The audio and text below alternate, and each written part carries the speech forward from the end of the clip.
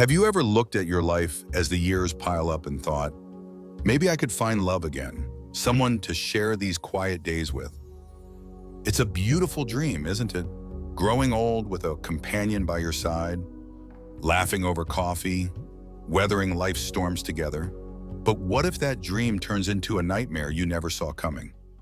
In this video, we're diving into a raw, eye-opening story about Mr. Lee, a 67-year-old widower who thought remarriage would fill the empty corners of his heart, only to crash into a truth he wished he had known sooner. His journey is packed with unexpected twists, heartfelt struggles, and a powerful lesson that could save you from heartache if you're considering love later in life. Stick with me until the end, because I'm not just sharing his story. I'm unpacking the one truth you need to know before you say I do again in your golden years. These insights could change how you see love, loneliness, and yourself, and trust me, you won't want to miss a single second. Before we jump in, if you're ready to rethink what companionship means as we age, hit that like button. It helps me keep bringing you these real-life lessons. If you're new here, subscribe and tap the bell so you don't miss a thing. And here's a little challenge. As we go through Mr. Lee's story, comment a number 1 through 5 to tell me which truth hits you hardest. Ready to uncover what Mr. Lee learned the hard way? Let's get started.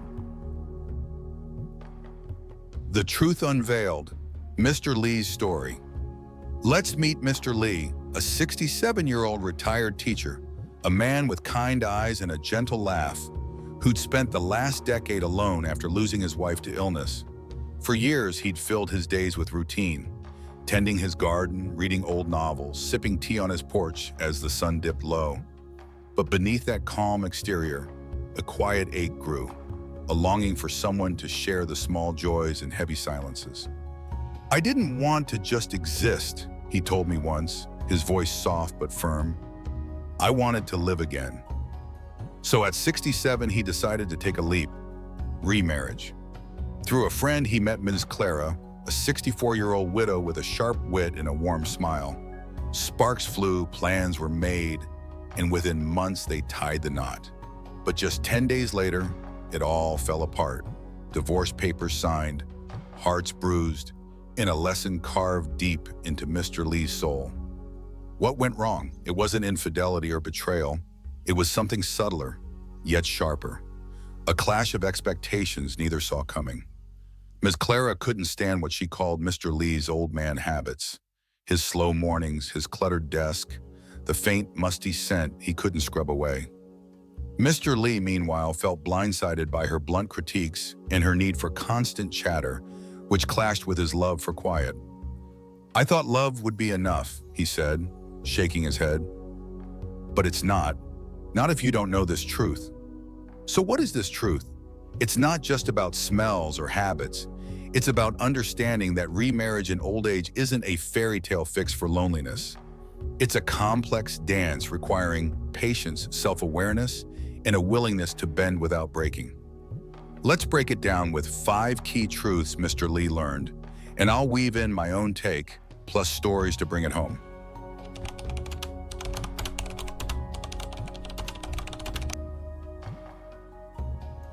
Let's start with something we've all felt at some point: loneliness. It's that hollow ache that sneaks up on quiet evenings, when the house feels too big and the silence too loud. For Mr. Lee, a 67-year-old widower, it was a constant companion after his wife passed a decade ago. Picture him on his porch, tea in hand, watching the sunset alone, day after day, year after year. "I'd talk to my plants just to hear a voice," he told me once, a wry smile tugging at his lips. "I didn't want to just exist. I wanted to live again." That longing pushed him to remarry. Through a friend, he met Ms. Clara, a 64-year-old widow with a spark in her eye and a laugh that filled the room. They clicked fast, shared stories of loss, swapped memories of better days, and thought, this is it. Loneliness had brought them together, so surely it would hold them, right? Wrong. 10 days after their wedding, they were done, divorced, disillusioned, and nursing wounds neither expected. Why did it fall apart? It wasn't big drama, no cheating, no shouting matches. It was simpler, yet trickier. They weren't compatible. Mr. Lee craved calm, quiet mornings with his books, a slow pace to match his creaky knees. Ms. Clara thrived on bustle, chatter, music, constant motion. I thought she'd fill the silence, he said, shaking his head. Instead, she drowned it out. She found his stillness stifling. He found her energy exhausting. Their mutual loneliness was real, but it wasn't enough to bridge the gap. Here's the truth. Wanting company doesn't mean you're a match. It's like grabbing the first jacket in a storm. It might keep you dry, but if it doesn't fit, you'll still be miserable. I've seen this play out in my own circle. My Aunt Grace, widowed at 60, remarried a guy named Tom because they both hated eating alone. She'd lost her husband to cancer. He'd lost his wife to a stroke. Sounded perfect. Two lonely souls, right? 6 months in, they split. She loved jetting off to new cities. He'd rather watch reruns in his recliner. We were lonely together, she told me over coffee, but that's all we had. Loneliness was the glue, but it dried up fast when their lives didn't align. Mr. Lee learned this the hard way too. We rushed in, he admitted. I didn't ask if we fit. I just wanted someone there.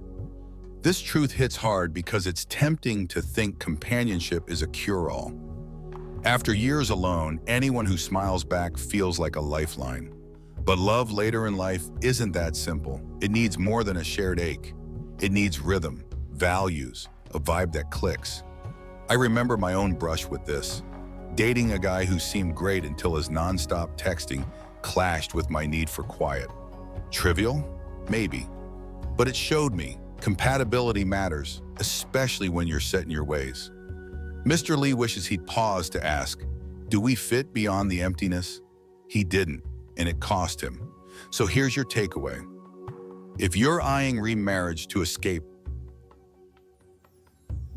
the solo blues, slow down, test the waters, spend real time together, not just coffee dates. Do you laugh at the same jokes? Can you sit in silence without squirming? My friend Sam, 72, dodged this bullet. He dated a woman for a year before proposing, making sure their quirks meshed. They're thriving now. Mr. Lee's story is a warning. Loneliness can lure you in, but it won't keep you warm if the fit's off. Try this. Next time you meet someone, ask yourself, would I choose them if I weren't lonely? If this truth's sparking thoughts, drop a number 1 in the comments. Tell me your loneliness tales. Let's unpack this together and get it right.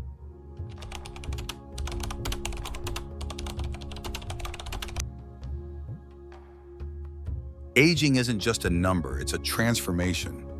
Your knees creak, your hair thins, and yeah, your body starts doing things you can't quite control. Mr. Lee, at 67, didn't dwell on it much. He'd shuffle through his garden, sip tea a little slower, and shrug off the faint, musty scent that clung to him like an old coat. It's just me, he'd say, unbothered, until Ms. Clara moved in. 3 nights into their marriage, she wrinkled her nose and snapped, "It's like the house smells of dust and time." Ouch! Turns out it's a thing. Doctors call it non-nonenal, a natural odor from aging skin as fatty acids break down. Mr. Lee was floored. "I scrubbed for hours," he told me, voice cracking. "Bought cologne that cost half my pension. Nothing worked. She couldn't handle it. He couldn't erase it."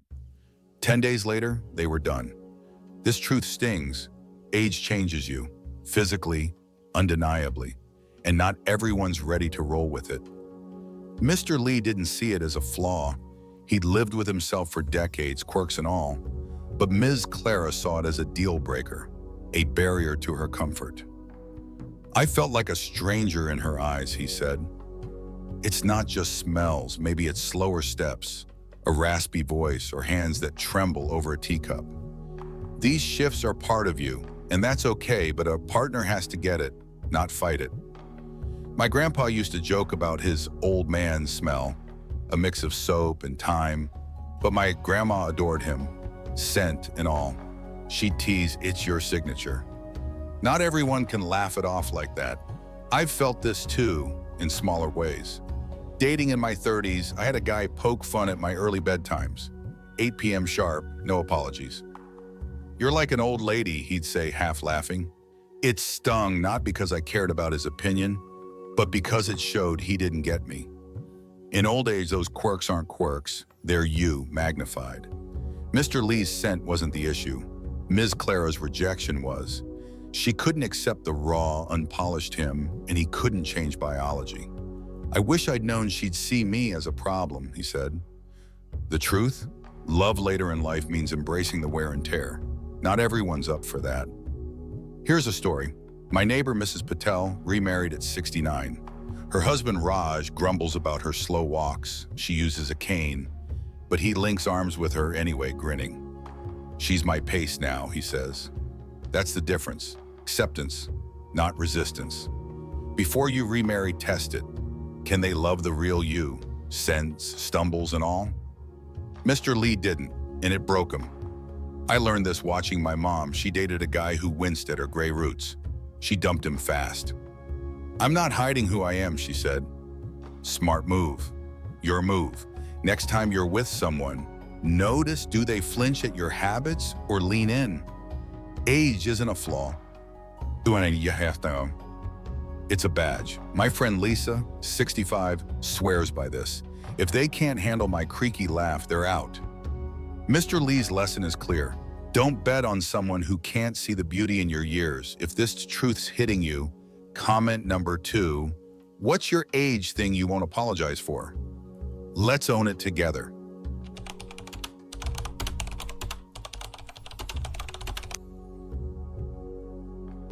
Mr. Lee had a vision. Quiet evenings with Miss Clara, sipping tea, reading side by side, a hand to hold as the stars came out. Simple, sweet, right? Miss Clara saw something else. Lively dinners, music humming, conversations stretching late into the night. "I thought she'd settle into my rhythm," he told me, eyes distant. "She thought I'd perk up to hers." Neither said it out loud. They assumed, they hoped, they leaped. 10 days in, those unspoken expectations clashed like thunder. His silence annoyed her. Her chatter overwhelmed him. "I didn't ask what she wanted," he admitted. "I just pictured it." Divorce followed fast. This truth cuts deep. Expectations can sink even the best intentions if you don't air them out. Mr. Lee figured love would smooth the edges. Mrs. Clara thought it'd spark him up. Neither checked. Big mistake. I've seen this wreck plans too. My neighbor, Mrs. Kim, remarried at 70, dreaming her new husband, Dan, would garden with her. He hated dirt, loved his TV instead. "I thought he'd try," she sighed. They bickered over it, her pulling weeds, him glued to the couch, until divorce loomed. "We never talked about it," she said. Sound familiar? In old age, you're set in your ways. Expectations aren't just hopes. They're blueprints. Misalign them and the whole thing collapses. I've tripped over this myself. Dating a guy once, I assumed he'd love my weekend hikes. He didn't. Preferred bars. We fizzled out fast. Small stuff, but it taught me. Ask, don't guess. Mr. Lee learned late. His quiet life didn't match Miss Clara's buzz, and neither bent. "I should have asked what together meant to her," he said. Truth is, later life love needs that talk. Clear, honest, no assumptions. My cousin remarried at 62. Before the ring, she and her guy listed must-haves. She needs travel, he needs routine. They compromise and it works. Here's a tale. My friend Paul, 68, nearly remarried a woman who loved parties. He's a hermit. Over dinner, he asked, "What's your perfect night?" She said, "Dancing." He said, "Stargazing." They parted friends, not spouses. Smart move. Save them Mr. Lee's heartache. Before you remarry, try this. Share your vision. Daily life, big dreams, little joys. Hear theirs. Match. Great. Clash. Pause. Mr. Lee's regret fuels this. Talk it out or walk away. If this one's a light bulb moment, comment number 3, what's your non-negotiable in a partner? Let's get those expectations straight.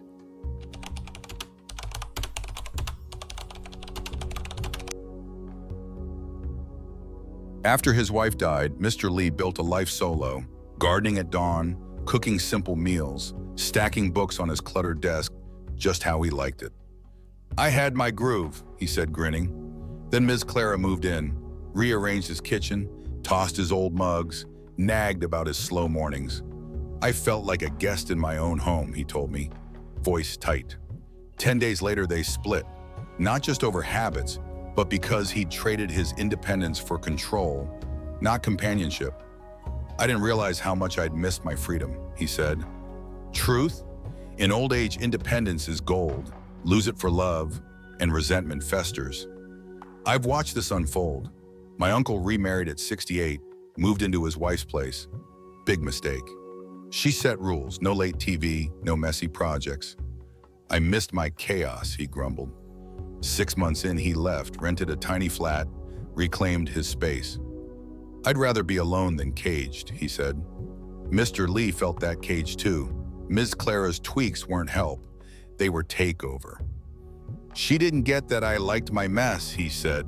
In youth, you bend easier. In old age, your ways are roots, uproot them, and you wither. I've tasted this myself, living with a roommate once. I hated her clean up now vibe. My stuff, my pace, mattered more than I knew. For Mr. Lee, it was his sanctuary, his porch, his rhythm. Love shouldn't steal that. My friend Maria, 71, remarried but kept her apartment. I need my escape, she says. Her husband nods. Smart. They balance togetherness and freedom. Before remarrying, ask, can I stay me? Mr. Lee didn't, and it cost him. Story time. My dad's pal Joe remarried at 66, gave up his workshop for her pristine house. I lost my soul, he said. Divorced a year later, rebuilt his haven. Mr. Lee's lesson, guard your space. Try this, set boundaries early. Your habits, your turf. If this truth clicking, comment number 4. How do you keep your independence? Let's hold that line.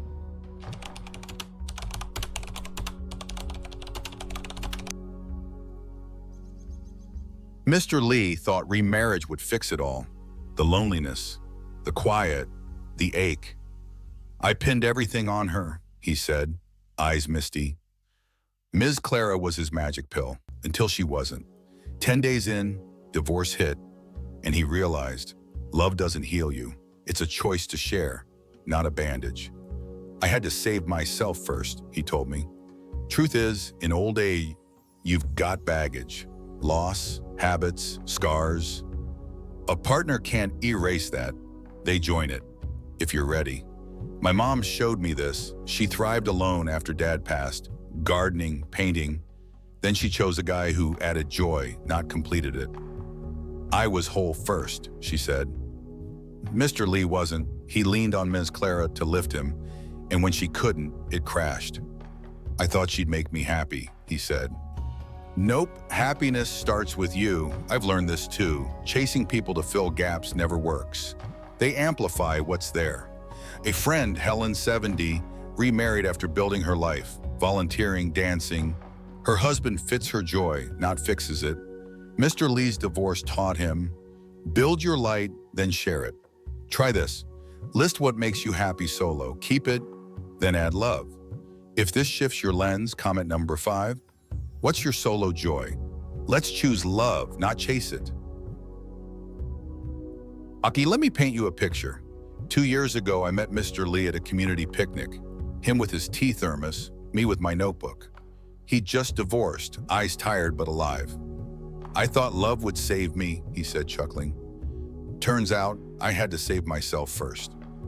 We talked for hours, his regrets, my questions, and I saw a man reborn through pain. That's why I'm sharing this. His stumble lit a path for us all. There it is, the truth Mr. Lee is uncovered. Remarriage in old age isn't a quick fix. It's a choice rooted in compatibility, acceptance, and self-awareness. Don't leap blind. Know yourself, know them, and hold your ground. What's your takeaway? Maybe it's testing expectations or embracing your quirks. Drop it in the comments. I read everyone. If this hit you deep, smash that like button, subscribe, and ring the bell. We've got more stories coming. Share this with someone who needs it, and let's keep learning together. See you next time.